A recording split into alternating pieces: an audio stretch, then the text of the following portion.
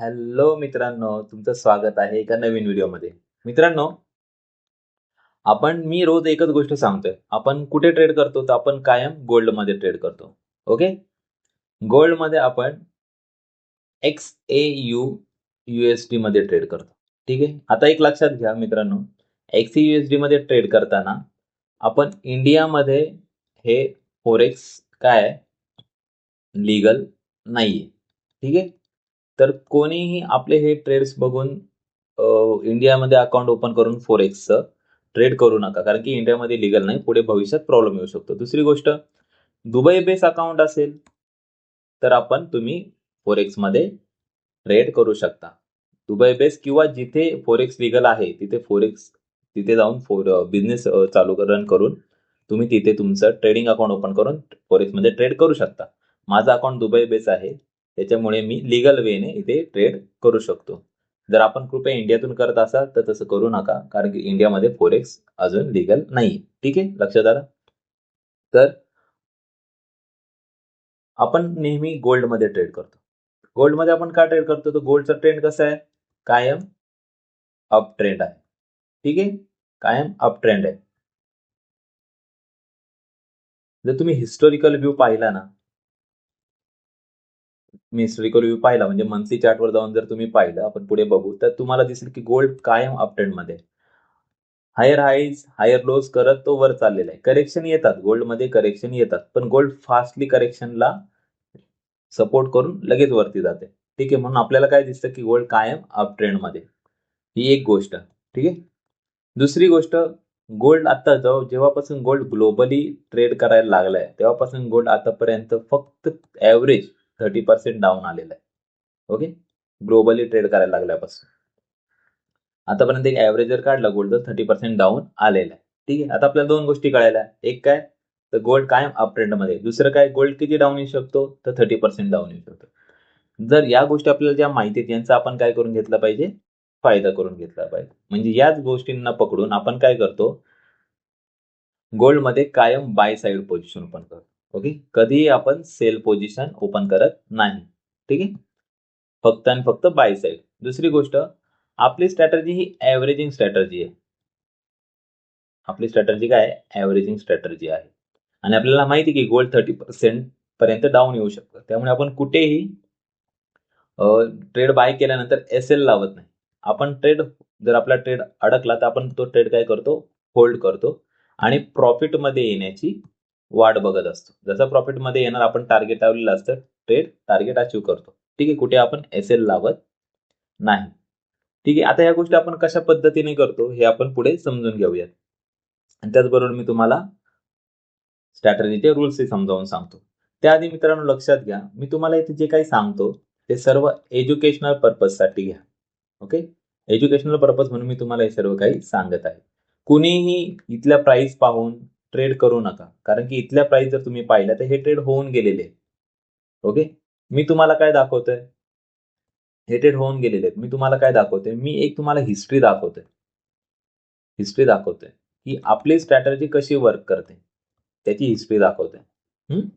हे ट्रेड मी घेतले. तुम्ही जर बघितलं तर माझा जो काही व्हिडिओ असतो तो कशा बेस असतो? काल काय मुवमेंट केली आहे XAUSD ची, कालची जी मुवमेंट आहे त्या बेसवर आपला आजचा व्हिडिओ असतो.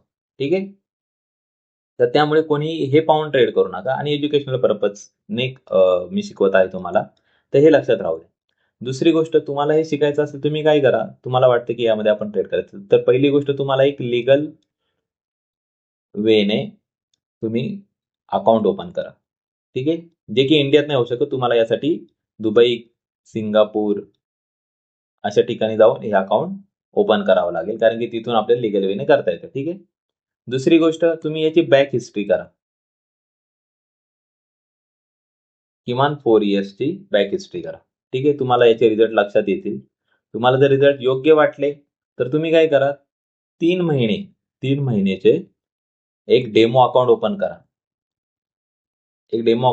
करा. त्यामध्ये 3 महिने ट्रेड करून बघा या स्ट्रॅटर्जीवर. तुम्हाला रिझल्ट चांगले आले तर तुम्ही कंटिन्यू करा. ठीक आहे, पुढे एवढं सगळं झाल्यानंतर तुम्ही काय करा, तुमच्या फायनान्शियल ॲडवायझर बरोबर बोलून यावरती त्यांचा सल्ला घ्या आणि मग पुढे तुमचा डिसिजन घ्या की तुम्हाला ट्रेड करायचे नाही करायचे वगैरे. ठीक आहे, लक्षात आलं मित्रांनो? तर चला फटाफट आपण स्ट्रॅटर्जीला सुरुवात करूया. मी तुम्हाला समजावून सांगतो. तर आपल्या स्ट्रॅटर्जीचं नाव आहे ॲव्हरेजिंग स्ट्रॅटर्जी. अगदी सिंपल स्ट्रॅटर्जी आहे. कुठेही तुम्हाला लक्षात येणार नाही असं नाहीये, पण जर तसं काही वाटलं तर तुम्ही मला कमेंटमध्ये विचारू शकता. ठीक आहे, याचे काही रूल्स आहेत. तर रूल्स समजून घेऊ आपण. पहिली गोष्ट मित्रांनो, मी जो पाहतो तो XAU USD चार्ट. ठीक आहे, तुम्ही ट्रेडिंग व्यू MT4 MT5 वेबसाईटला जिथे तुम्हाला हा चार्ट बघण्याला आवडत असेल तिथे तुम्ही बघू शकता. दुसरी गोष्ट, आपली टाइम फ्रेम जी आहे ती आहे 1 हॉवरची, 1 तासाची टाइम फ्रेम आहे. तिसरी गोष्ट, आपण याला एक इंडिकेटर लावतो 9 EMA. ठीक आहे, आता 9 EMA बऱ्याच जणांना, मोस्ट जनरली लोकांना माहिती आहे की 9 EMA काय आहे. ज्यांना नाही माहिती, अगदीच बिगिनर आहात, मी तुम्हाला चार्टवरती दाखवेल पुढे गेल्यावरती. ठीक आहे, चौथी गोष्ट आहे आपला टाइम पिरियड. आपला टाइम पिरियड आहे सकाळी 11:30 ते रात्री 12:30 पर्यंत. ओके, मी AM PM म्हणायचो, पण त्यामुळे कन्फ्युजन व्हायला लागलं म्हणून सकाळी 11:30 ते रात्री 12:30 हे हा टायमिंग लक्षात ठेवा. या टायमिंग मध्ये जर कुठे आपल्याला आपल्या स्ट्रॅटर्जीमध्ये आपल्याला बाय साईड एंट्री मिळाली तर आपण ती घेणं. ठीक आहे, पाचवी सगळ्यात महत्वाची गोष्ट म्हणजे आपण फिक्स टार्गेट घेतो. आपलं टार्गेट काय आहे? फिक्स आहे. आपण जिथे बाय केलं असेल तिथून प्लस $10 आपलं टार्गेट आहे. त्यानंतरची महत्वाची गोष्ट म्हणजे लॉट साईज आणि फंड. लक्षात घ्या मित्रांनो, आता आपला फंड किती आहे तो प्रत्येकाला ज्याचा फंड माहित असतो. कोणाचा 1 लाख, 2 लाख, 5 लाख, 10 लाख, जो काही फंड असेल त्याप्रमाणे, त्या फंड प्रमाणे, समजा तुमचा फंड 5 लाख आहे तर या फंड प्रमाणे तुमची लॉट साईज तुम्ही निवडली पाहिजे. ओके, तुमच्या फंड प्रमाणे तुम्ही लॉट साईज निवडली पाहिजे. ठीक आहे, आणि ते अशी असा फंड पाहिजे आणि त्याप्रमाणे अशी लॉट साईज पाहिजे की तुम्हाला किमान 5 वेळा तरी ॲव्हरेजिंग करता यायला पाहिजे.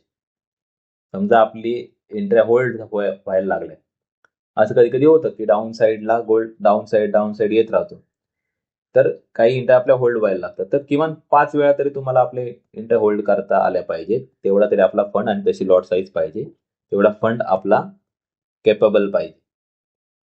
ठीक आहे मित्रांनो, मला साधारण आतापर्यंत मी 2 वेळा अशी कंडिशन झाली होती की मला 4 टाइम्स ॲव्हरेजिंग करावं लागलं होतं. अशी 2 वेळा कंडिशन झाली होती गेल्या 4 वर्षामध्ये. 4 वर्षामध्ये अशी 2 वेळा कंडिशन झाली होती की मला 4 टाइम वेळा ॲव्हरेजिंग करावं लागलं होतं. साधारण 2 ते 3 मध्येच ट्रेड टार्गेट अचीव्ह करतात. ठीक आहे, तरी पण सेफ साईड म्हणून मी तुम्हाला 5 वेळा सांगितलं की एवढा तरी आपला किमान फंड असावा. ठीक आहे, आणि हे मॅनेज करता येतं. 7वी गोष्ट म्हणजे हे सगळं करण्यासाठी आपल्याकडे हवं डिसिप्लिन अँड कन्सिस्टन्सी. डिसिप्लिन म्हणजे काय? जर आपल्याला हा टाइम पिरियड दिलाय तर याच टाइम पिरियडमध्ये आपण ट्रेड केला पाहिजे. ठीक आहे, आपल्याला फिक्स टार्गेट सांगितलंय तर ते फिक्स टार्गेटच आपण ठेवलं पाहिजे. ठीक आहे, बाकी 9 EMA 1 हॉवर तर आपण फॉलो करतोच, पण ह्या 2 गोष्टी फॉलो करणं खूप गरजेचं आहे. याच्यामध्ये काय होतं, कधी कधी आपल्याकडे ग्रीड येतो, मार्केट कंटिन्युअस आपले टार्गेट अचीव्ह करत जातं. आपल्याला वाटतं मग कुठे एंट्री घ्यावी आणि टार्गेट अचीव्ह करावं. तसं होत नाही. मग जिथे एंट्री अडकली तिथून खाली पडत असताना मग ॲव्हरेजिंग करताना आपल्याला प्रॉब्लेम येतो. ठीक आहे, म्हणून इथे कधी ग्रीड करायची नाही ज्यावेळेस आपले टार्गेट अचीव्ह होत असतं. लक्षात आलं? मग दुसरी गोष्ट महत्वाची म्हणजे कन्सिस्टन्सी. म्हणजे आपल्याला रोज तेच करायचंय. रोज तेच करायचंय. लक्षात घ्या. मी रोज व्हिडिओ बनवतो, तुम्हाला त्याच गोष्टी परत सांगतो. मी तुम्हाला वेगवेगळ्या स्ट्रॅटर्जी, 100 स्ट्रॅटर्जी सांगत नाही. ओके, मी तुम्हाला एकच स्ट्रॅटर्जी रोज सांगतोय, जेणेकरून आपल्या ह्या स्ट्रॅटर्जीवर पक्का हात बसेल. तरच आपण एक प्रॉफिटेबल ट्रेडर होऊ शकतो. जर आपण ह्या 2 गोष्टी फॉलो केल्या नाही तर मी हे वरचं तुम्हाला कितीही काही शिकवलं तरी याचा उपयोग नाही. लक्षात आलं? चला, आता आपण फास्ट मध्ये चार्टवर जाऊन ही स्ट्रॅटर्जी समजावून सांगतो मी तुम्हाला.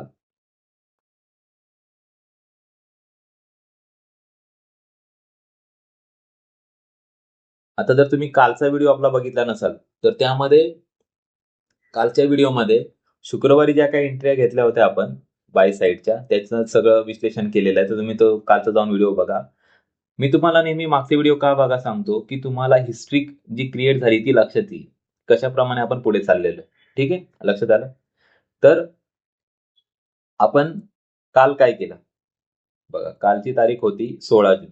16 जून कुठे सुरू झाली? साधारण इथे 16 जून सुरू झाली. ठीक आहे? हो.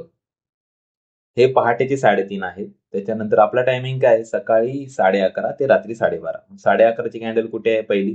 तर 11:30ची इथे पहिली कॅन्डल आहे. ठीक आहे?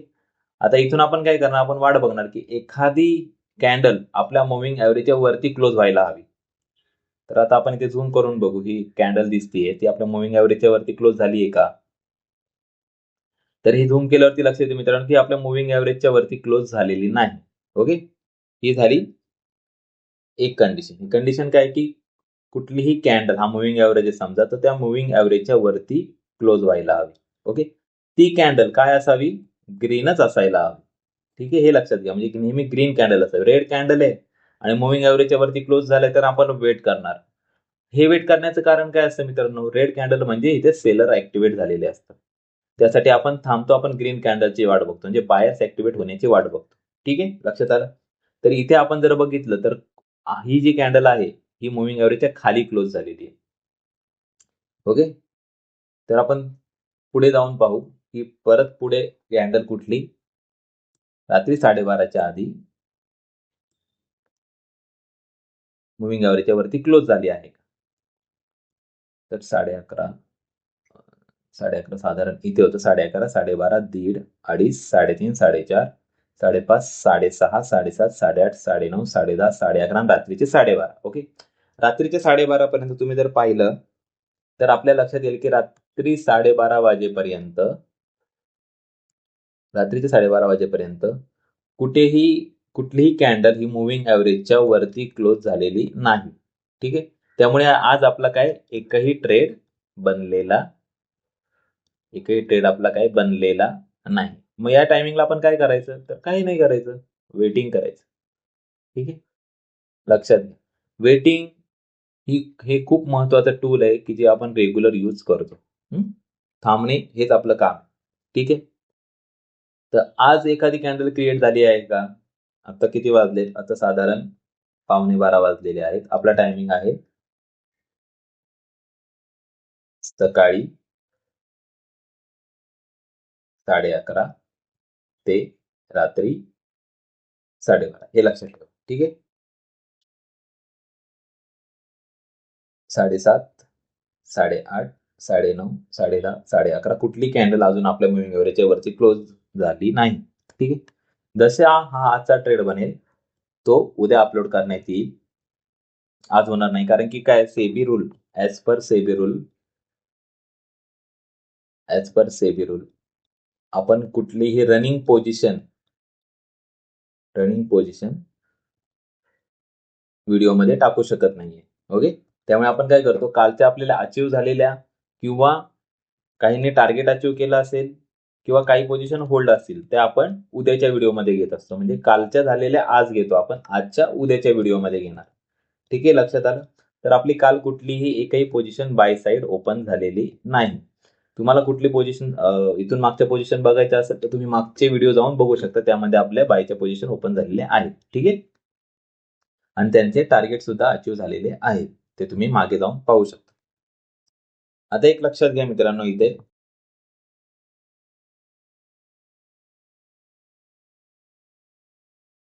तर बघा, आपण आपल्या स्ट्रॅटर्जीसाठी 9 EMA इंडिकेटर लावतो. ठीक आहे?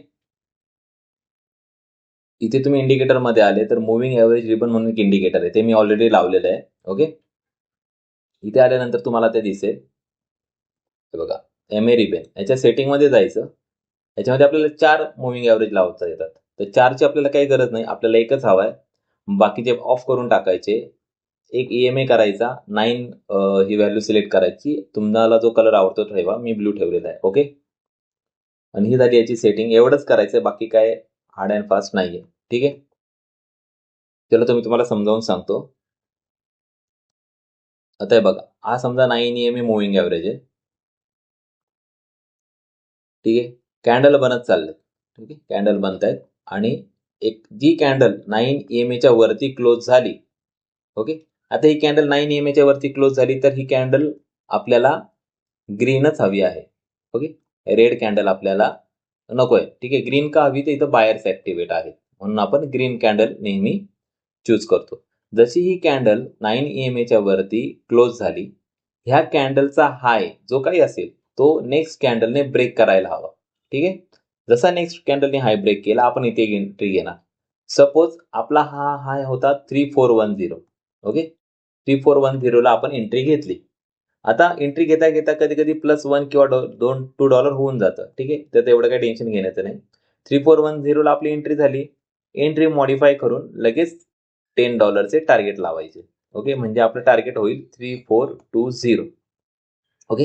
हे सर्व केल्यानंतर आपल्याला काय करायचंय तर वेटिंग. जोपर्यंत आपलं टार्गेट अचीव्ह होत नाही तोपर्यंत आपल्याला वेट करायचं आहे, ठीक आहे. जसं टार्गेट अचीव्ह झालं आपण नेक्स्ट ऑपॉर्च्युनिटी येईपर्यंत वाट बघायची. पुन्हा आपल्याला काय करायचंय वेटिंगच करायचं, ठीक आहे. ही झाली एक कंडिशन आपलं टार्गेट अचीव्ह झालं. सपोज आपलं टार्गेट अचीव्ह झालं नाही आणि आपण एंट्री घेतल्यापासून गोल्डची प्राइस पडायला लागली, ओके. कॅन्डल अशा खाली यायला लागल्या, तर काय करायचं? तरी आपल्याला काय करायचंय मित्रांनो तर वेटिंगच करायचंय, ओके. म्हणजे आपली एंट्री झाली 3410 ला. त्यानंतर आपल्याला $50 मायनस पर्यंत गोल्ड येण्याची वाट बघायची आहे, ठीक आहे. म्हणजे साधारण 3360 ला आपली प्राइस येण्याची वाट बघायची.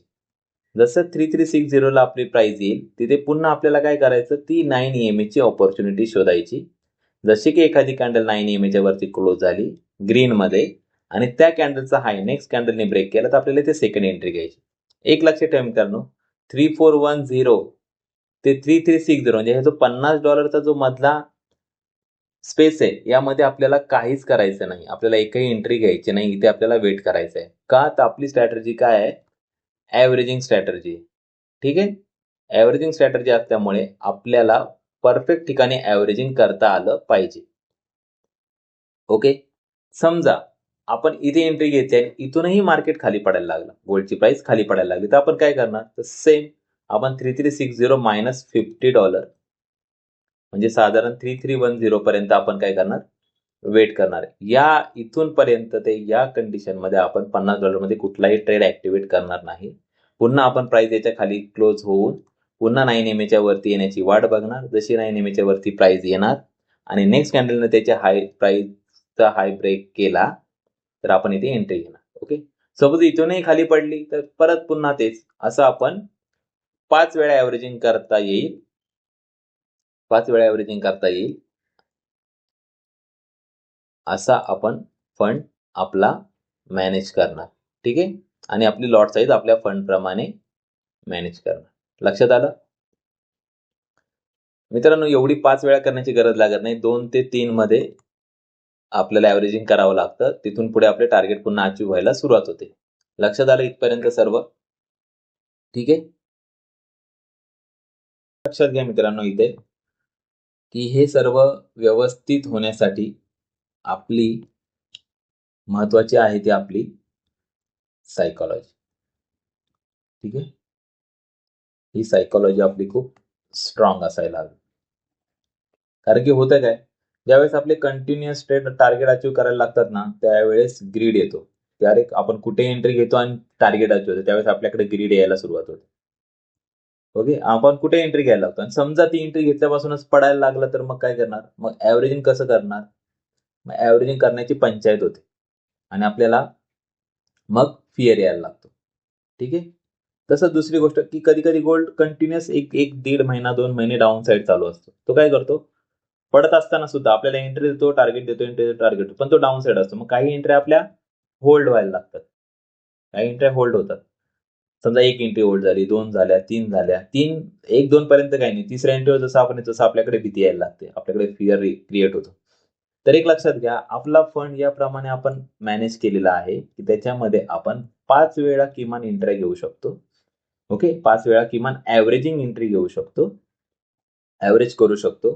त्याच्यामुळे आपल्याकडे ना फिअर आला पाहिजे ना आपण प्रॉफिटमध्ये कंटिन्युअस असताना आपल्याकडे ग्रीड आला पाहिजे. त्यासाठी आपली सायकॉलॉजी ही खूप स्ट्रॉंग पाहिजे. लक्षात आलं मित्रांनो?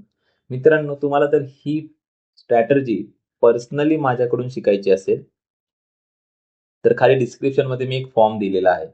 तो फॉर्म तुम्ही भरून सबमिट करा. पर्सनली म्हणजे की याच्यामध्ये काही सिक्रेट आहे का? तर सिक्रेट वगैरे काही नाही. स्ट्रॅटेजी हीच आहे. मी फक्त तुमची सायकॉलॉजी आणि तुम्हाला डिसिप्लिनमध्ये राहण्यासाठी हेल्प करतो. ठीक आहे? एक नॉमिनल फीज आपण यासाठी घेतो. त्याच्यामध्ये आपण तुमची सायकॉलॉजी क्लिअर करण्यासाठी, स्ट्रॉंग करण्यासाठी आणि तुम्हाला डिसिप्लिनमध्ये राहण्यासाठी मदत करतो. तिसरी गोष्ट म्हणजे की जेव्हा कधी बाय साइडची एंट्रीचा अलर्ट येईल, म्हणजे बाय साइड एंट्री होती असं कळेल, त्यावेळेस आपण तुम्हाला एक छोटासा अलर्ट देतो. ठीक आहे? लक्षात आलं इथे?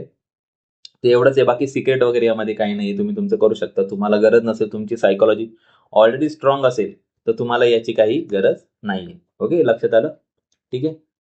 तर मित्रांनो, तुम्हाला व्हिडिओ कसा वाटला? आता आपली कालची काही एंट्री झाली नव्हती. त्याच्यामुळे यात एंट्रीचा व्हिडिओ, बाय साइडचा एंट्रीचा व्हिडिओ तो एंट्रीचं काही मला दाखवता आलं नाहीये. पण तुम्ही मागची जाऊन व्हिडिओ पाहू शकता. तुम्हाला स्ट्रॅटेजी कशी वाटली? हे मला कमेंट करून सांगा. व्हिडिओ आवडला, नाही आवडला तेही कमेंटमध्ये करा. तुमचे काही सजेशन्स असतील, ओके, तेही मला कमेंटमध्ये सांगा. त्याच्यावरती मी नक्कीच उत्तर देण्याचा प्रयत्न करेल किंवा मी त्याच्यावरती विचार करेल. ठीक आहे. बाकी भेटूया नेक्स्ट व्हिडिओमध्ये. तोपर्यंत बाय बाय. Thank you.